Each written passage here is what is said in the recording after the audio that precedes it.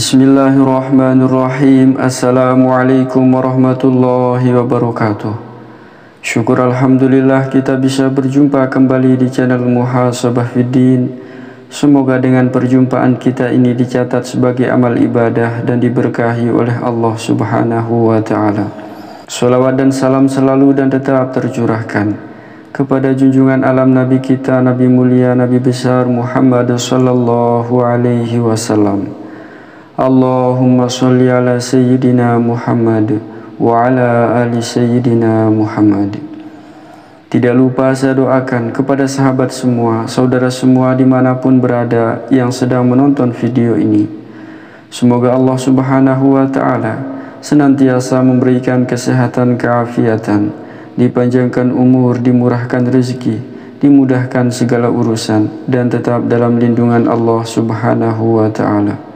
Amin, Allahumma amin. Sahabat beriman yang dimuliakan Allah Subhanahu wa ta'ala, ketahuilah bahwa sesungguhnya kehidupan di dunia ini hanyalah sementara. Semua yang kita punya, baik keluarga, harta, tahta dan jabatan, semuanya akan berakhir. Di akhirat kelak tidak berguna harta, kekayaan dan jabatan. Pada saat itu tidak ada bedanya antara orang yang kaya dan orang yang miskin. Tidak ada bedanya antara pengusaha dan buruh. Yang membedakan kita adalah iman dan amal selama di dunia. Di akhirat kelak, Rasulullah Muhammad sallallahu alaihi wasallam adalah manusia yang paling mulia, yang kepadanya manusia akan berbondong-bondong meminta syafaat, meminta pertolongan. Maka orang yang dekat dengan Rasulullah pada saat itu adalah orang yang sangat beruntung. Hal itu merupakan sebuah kebahagiaan yang besar. Kedudukannya akan menjadi mulia, posisinya akan aman, dan dijamin selamat dari dahsyatnya azab di akhirat kelak. Lantas, seperti apakah ciri orang yang dekat dengan Rasulullah di hari kiamat itu? Berikut ini 4 ciri orang yang dekat dengan baginda Rasulullah Muhammad sallallahu alaihi wasallam di hari kiamat. Semoga kita semua termasuk di dalamnya. Amin, Allahumma amin. Ciri yang pertama adalah orang yang gemar bersolawat. Sahabat beriman yang dimuliakan Allah, Rasulullah sallallahu alaihi wasallam bersabda, orang yang paling dekat denganku di hari kiamat nanti adalah orang yang paling banyak bersolawat kepadaku. Atau kama qala alaihi salatu wassalam. Syekh Mustafa Al-Bugha dan 4 ulama lainnya dalam Nushatul Muttaqin menjelaskan, hadis ini berisi anjuran untuk memperbanyak solawat atas baginda Rasulullah Muhammad sallallahu alaihi wasallam dan tingginya derajat orang yang memperbanyak solawat di hari kiamat kelak. Para ulama menerangkan, ketika dalam hadis disebut hari kiamat, yang dimaksud bukanlah sebatas saat kiamat saja, akan tetapi seringkali maksudnya adalah akhirat. Dalam hadis yang lain beliau bersabda, sesungguhnya orang yang paling dekat denganku di hari kiamat nanti adalah orang yang paling banyak bersolawat kepadaku. Atau kama qala alaihi salatu wassalam. Jadi salah satu cara menjadi orang yang paling dekat dengan baginda Rasulullah sallallahu alaihi wasallam di hari kiamat adalah dengan memperbanyak bersolawat. Siapa saja mukmin yang paling banyak membaca solawat, insya Allah ia akan menjadi orang yang paling dekat dengan Rasulullah di akhirat kelak. Tentu ada banyak sekali bacaan sholawat yang bisa kita baca dan amalkan, mulai dari bacaan yang panjang sampai yang pendek. Di antara bacaan sholawat yang bisa kita amalkan adalah Allahumma sholli ala Sayyidina Muhammad wa ala ali Sayyidina Muhammad. Yang kedua, orang yang berakhlak mulia.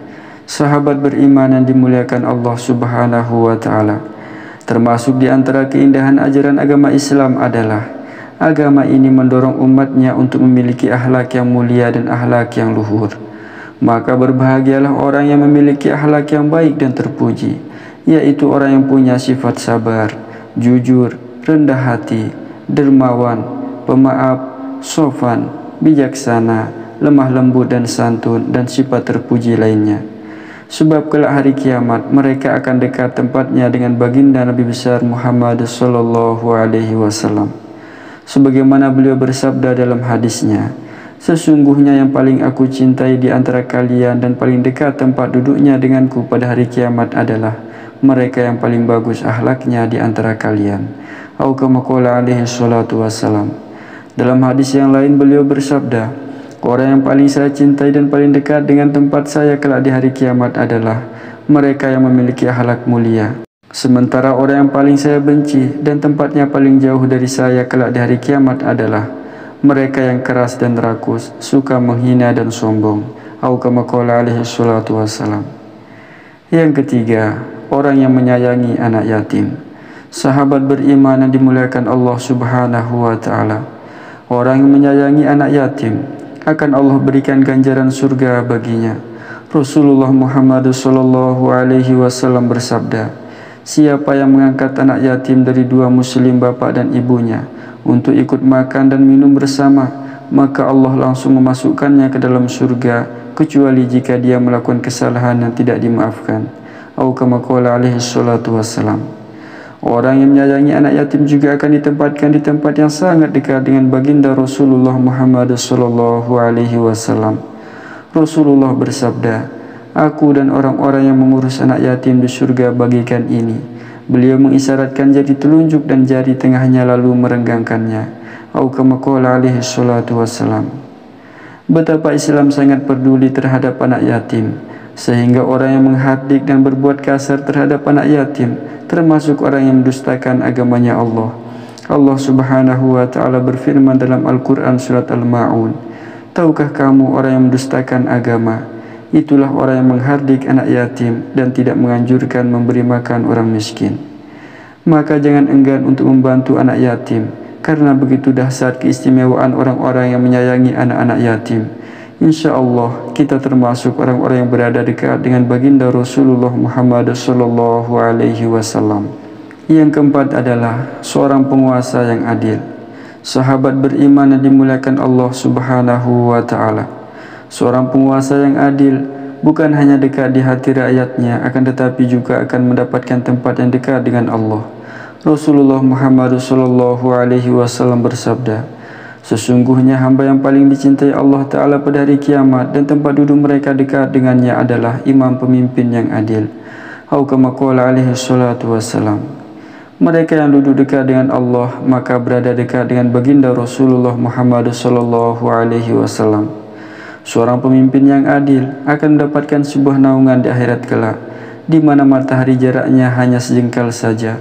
Rasulullah sallallahu alaihi wasallam bersabda, ada 7 golongan orang yang akan dinaungi Allah yang pada hari itu tidak ada naungan kecuali dari Allah. Salah satunya adalah pemimpin yang adil. Atau kama qala alaihi salatu wassalam. Maka bila pemimpin berlaku tidak adil hingga membuat rakyatnya menderita atas kezalimannya, maka Allah mengharamkan surga atas mereka. Rasulullah sallallahu alaihi wasallam bersabda, tidak ada seorang hamba pun yang oleh Allah diserahi memimpin rakyat mati pada hari ia mati dalam keadaan membodohi rakyatnya, melainkan Allah akan mengharamkan surga atasnya. Atau kama qala alaihi salatu wassalam. Sahabat beriman yang dimuliakan Allah Subhanahu wa taala, itulah 4 ciri orang yang dekat dengan Rasulullah Muhammad sallallahu alaihi wasallam di hari kiamat. Semoga kita semua termasuk dalam golongan ini. Amin Allahumma amin. Wallahu a'lam. Wassalamualaikum warahmatullahi wabarakatuh.